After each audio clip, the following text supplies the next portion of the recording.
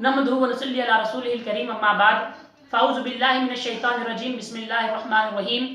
पड़े हैं जिस ज़मीं पर तेरे कदमों के निशान सूफ़ी, पड़े हैं जिस ज़मीं पर तेरे कदमों के निशान सूफ़ी, ज़मीं वो बन गई अज़मत में मिस्ले आसमां सूफ़ी, ज़मीं वो बन गई अज़मत में मिस्ले आसमां सूफ़ी। पनाहें मिलती है आकर जहाँ किस्मत के मारों को, पनाहें मिलती है आकर जहाँ किस्मत के मारों को, तुम्हारा आस्था है वो तुम्हारा आस्था सूफ़ी, तुम्हारा आस्था है वो तुम्हारा आस्था सूफ़ी। और वालिद गिरामी ने जो अक़ीदत पेश किया कि दक्कन की सरजमी में दीन हक़ का नूर फैलाया, दक्कन की सरजमी में दीन हक़ का नूर फैलाया, दक्कन में दीन का डंका बजा सरमस्त के दर से, दक्कन में दीन का डंका बजा सरमस्त के दर से। दरे सरमस्त की अजमत बयां कौसर से क्यों कर हो, दरे सरमस्त की अजमत बयां कौसर से क्यों कर हो, है जारी चश्मे जूदो सखा सरमस्त के दर से, है जारी चश्मे जूदो सखा सरमस्त के दर से। अस्सलामु अलैकुम नाज़रीन, हम हाजिर हैं अपने एक नए वीडियो के साथ और आज हम तस्करा करेंगे मेरे जद्दे करीम असदुल औलिया शाह गंजे शहीदा फातह दक्कन इमाम करबला सानी सालार कारवान मुजाहिदीन मुजाहिद आज़म सरकार सैयदुना मोहम्मद महमूद सूफी सरमस्त रहमतुल्लाह तआला अलैह का। सबसे पहले तो मैं तमाम आशिकान औलिया को, तमाम आशिकान सूफी सरमस्त को आपके 762वें उर्स शरीफ की मुबारकबाद पेश करता हूँ। इराक में एक जगह है सामरा, आपके वालिद हजरत मोहम्मद मत्री रहमतुल्लाह तआला अलैह सामरा के एक बहुत बड़े रईस थे। आपके तिजारती मामलात, आपके शाही ताल्लुकात, आपकी ख़ानदानी वजाहत व शौकत, आपका इल्म फज़ल और तक़वा व बुजुर्गी की वजह से आप एक शोहरत के हामिल थे। हुज़ूर अकरम सल्लल्लाहु अलैहि वसल्लम ने आपको बशारत दी थी कि अनक़रीब तुम्हारे यहाँ एक लड़का पैदा होगा जिसके ज़रिए अल्लाह दीन का बहुत बड़ा काम लेगा, तुम उसका नाम महमूद रखना।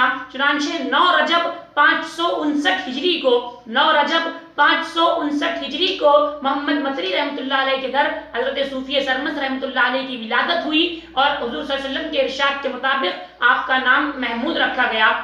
जब आपकी उम्र शरीफ 5 बरस की हुई तो आपके वालिद माजिद ने खुद आपको बिस्मिल्लाह पढ़ाई और 7 साल की उम्र तक पहुँचते पहुँचते आपके वालिदा माजिदा की तरबियत से आप रोज़ा, नमाज, वज़ू और दीगर इस्लामी अहकामात के पाबंद हो गए थे। आपने अपने वक्त के जय्यद उलमाए किराम से इल्म हासिल किया और 13 साल की उम्र तक पहुँचते पहुँचते आप इल्म फ़िक़्ह, इल्म हदीस, इल्म तफ़सीर पर आपने उबूर हासिल करके सबको हैरत में डाल दिया। जब आप सन्ने बलूग को पहुंचे तो आप इस इलाही में इस कदर गर्क हो गए कि आपने गोशा नशीनी इख्तियार कर ली और गोशा नशीन होकर जो है इबादत और रियाजत और मुजाहिदे में मशगूल हो गए। आपको दुनियावी मामलात की तरफ माइल करने के लिए आपके वालिद माजिद ने बलख की शहजादी बीबी दर्दाना बानो से जो है आपका निकाह किया। जब आपके वालिद का विसाल हुआ तो आपके वालिद के तिजारती मामलात और जो ख़ानदानी आपके वालिद की तिजारती मामलात को संभालने के लिए जिम्मेदारी जो है आपके वालिदा माजिदा ने आपके कंधों पर उसकी जिम्मेदारी डाली। आपको अपने वालिद का जानशीन मुकर्रर किया गया।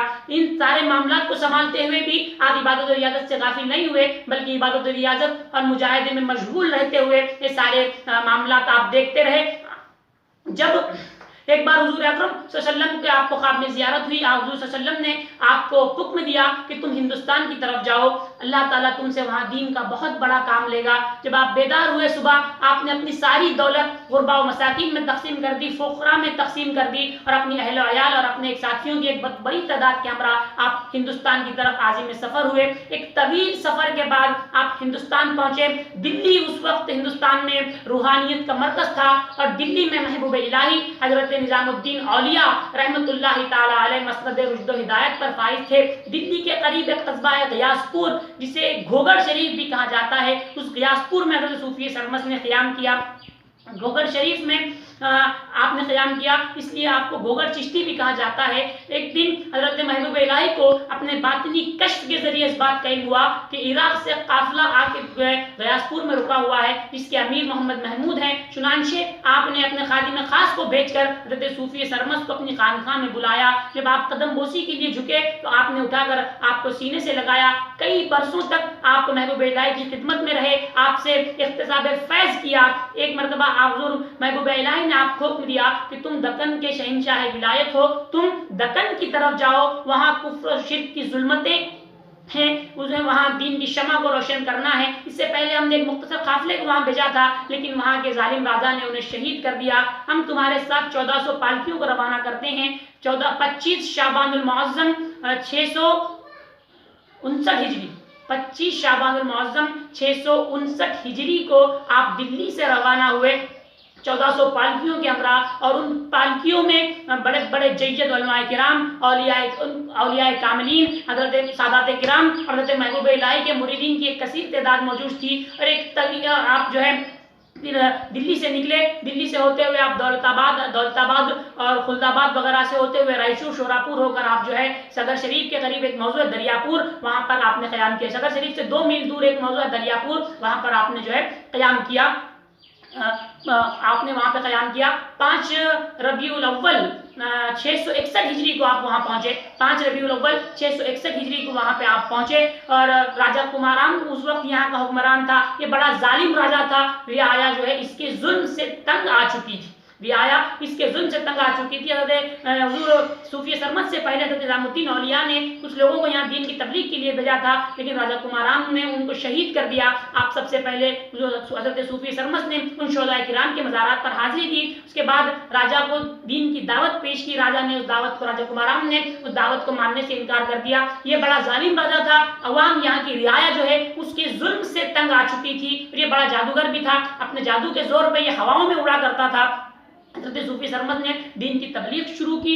آپ کے اخلاق کو دیکھ کر لوگ جو ہے، آپ کے عادتوں کو دیکھ کر لوگ اسلام کی طرف راغب ہونے لگے۔ جو لوگ بادشاہ کے ظلم میں تنگ آ چکے تھے، ذات پات اور چھوت چھات کے نظام سے لوگ تنگ آ چکے تھے، اسلام کے نظام میں مساوات کو دیکھ کر، اسلام میں لوگوں کی مساوات کا جو نظام ہے اس مساوات کے نظام کو دیکھ کر لوگ جو ہے اسلام کی طرف راغب ہونے لگے۔ حضرت صوفی سرمد کی دعوت پر لوگ اسلام کو قبول کرنے لگے۔ جو شیطانی عملیات سے جو لوگ پریشان تھے، برے جادو ٹونے سے جو لوگ پریشان تھے، وہ آپ کی خانقاہ میں آتے، آپ کے مریدین جو ہے قرآنی عملیات کے ذریعے ان کو راحت پہنچاتے۔ یہ دیکھ کر آپ کے لیے لوگوں میں عقیدت بڑھنے لگی۔ راجہ یہ دیکھ کر اسلام کی اس غلبے کو دیکھ کر، اسلام کی جو اشاعت کو دیکھ کر راجہ کو اپنے لیے خطرہ محسوس ہوا، اور اس نے حضرت صوفی سرمد کو کہا کہ آپ میرے علاقے سے نکل جائیے، آپ میرے علاقے سے نکل جائیے۔ حضرت نے اس کی بات ماننے سے انکار کر دیا۔ اس نے دھمکی دی کہ اگر آپ نہیں نکلے تو میں آپ پر جہاد، میں آپ سے جنگ کروں گا، آپ پر جنگ مسلط کر دوں گا۔ آپ جہاد کے لیے تیار ہوئے۔ سب سے پہلے آپ نے جہاد کے لیے اس مقام کا متعین کیا جہاں آج آپ کا آستانہ ہے، آپ نے اس مقام کو جنگ کے لیے متعین کیا، اور راجہ کمارام ایک لشکر جرار لے کر وہاں پر آیا۔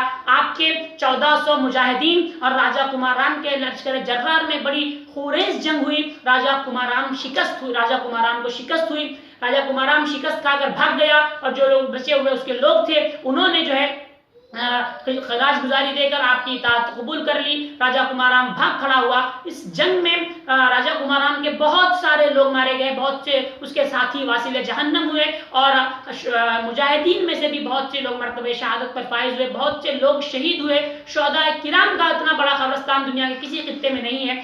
80 ایکڑ کے احاطے میں شہداء کرام کے مزارات موجود ہیں، اسی لیے اس احاطے کو، آپ کے آستانے کو کربلا ثانی کے نام سے یاد کیا جاتا ہے۔ ساری دنیا میں شہداء کا اتنا بڑا قبرستان کہیں نہیں ہے۔ 80 ایکڑ کے احاطے میں صدر شریف میں شہداء کرام کے مزارات موجود ہیں، اور اسی لیے اسے کربلا ثانی کے نام سے یاد کیا جاتا ہے۔ سرور مرزائی نے کہا تھا کہ بلغ کی آبرو اے سامراتی عن لافانی، ہزاروں طرح دارے چشت کے میرے خراسانی، نظر والے شہیدان وفا سے اب بھی ملتے ہیں، سگر کی سرزمین زیر سما ہے کربلا ثانی، سگر کی سرزمین زیر سما ہے کربلا ثانی، اس سرزمین کو کربلا ثانی کے نام سے جانا جاتا ہے۔ راجہ کمارام جنگ میں شکست کھا کر بھاگ گیا۔ وہ اپنے جادو کے زور پر گھوڑے سے ہوا میں اڑ رہا تھا کہ حضرت کی صاحبزادی محبوب بھی، جن کا نام تھا، انہوں نے آپ کی نظر ان پر پڑی۔ آپ جو ہے ولی کامل بھی تھی، اور ساتھ ساتھ بہترین آپ تیر انداز بھی تھی۔ آپ نے اپنا تیر اٹھا کر راجہ کو نشانہ بنایا، وہ تیر راجہ کو لگا، اس تیر سے زخمی ہوا، اور اسی تیر اس کے جہنم رسید ہونے کا سبب بنا، اور اسی وجہ سے آپ کو تیرکش بھی کے نام سے جانا جاتا ہے۔ آپ کا مدار مبارک احاطہ درگاہ شریف میں موجود ہے۔ اور اس جنگ کے بعد 15 سال تک حضرت محمد محمود صوفی سرمست رحمۃ اللہ تعالیٰ علیہ دین کی تبلیغ کرتے رہے، دین کی اشاعت کرتے رہے، ہزارہ لوگ جو ہے آپ کی دعوت سے دین کی طرف راغب ہوئے، اسلام کی طرف راغب ہوئے۔ دکن میں تشریف لانے والے آپ سب سے پہلے بزرگ ہیں۔ دکن میں دین کی اشاعت آپ کے دم سے ہوئی، آپ کی آمد سے دکن میں دین کا پرچم لہرایا، آپ کی آمد سے، آپ کے دم سے دکن میں دین کا سورج طلوع ہوا۔ آج علاقے دکن میں جو دین کی یہ فصلیں لہرا رہی ہے، یہ صدقہ ہے میرے جد کریم کا، یہ فیضان ہے میرے جد کریم کا۔ دکن میں جو دین کی یہ بہاریں نظر آ رہی ہیں، یہ فیضان ہے حضرت صوفی سرمست کا، اور یہ اہلیان دکن پر آپ کا ایک بہت بڑا احسان ہے کہ دکن میں آپ نے دین کا پرچم لہرایا، دکن میں آپ نے دین کی اشاعت فرمائی۔ سن 680 ہجری میں آپ کا وصال ہوا، اور ہر سال 4، 5 اور 6 ربیع الثانی کو نہایت تسک و احتشام کے ساتھ آپ کا عرس شگر شریف میں منایا جاتا ہے۔ کرناٹک کے ضلع یادگیر کے تعلقہ شاپور میں، شاپور سے 15 کلومیٹر کی دوری پر آپ کا آستانہ واقع ہے، جسے سگر شریف گاؤں میں، سگر شریف میں آپ کا آستانہ ہے، جسے کربلا ثانی کے نام سے بھی جانا جاتا ہے۔ ہر سال 4، 5 اور 6 ربیع الثانی کو آپ کا عرس شریف منایا جاتا ہے، کہ ہزاروں کی تعداد میں لوگ شریک ہوتے ہیں، کیا ہندو کیا مسلمان، بلا تفریق مذہب و ملت لوگ عرس میں شریک ہوتے ہیں اور اپنے دامنوں کو گوہر مراد سے بھر کے لوٹتے ہیں۔ چونکہ اس بار کووڈ-19 کی احتیاطی تدابیر اور گورنمنٹ اور وقف بورڈ کی گائیڈ لائنس کی وجہ سے عوام الناس کو اس کے پروگرام میں شرکت کی اجازت نہیں ہوگی۔ آپ اپنے اپنے گھروں سے فاتحہ خوانی کریں، آپ اپنے اپنے گھروں سے احصال ثواب کریں، دعا کریں کہ اللہ تعالی ہم سب کو حضرت صوفی سرمست کے فیضان سے مالا مال فرمائے۔ اس ویڈیو کو لائک کریں، زیادہ سے زیادہ شیئر کریں، ہمارے چینل کو سبسکرائب کریں۔ ملتے ہیں اگلے ویڈیو میں ایک نئے ٹاپک کے ساتھ، ایک نئے عنوان کے ساتھ۔ تب تک کے لیے خدا حافظ، السلام علیکم ورحمۃ اللہ۔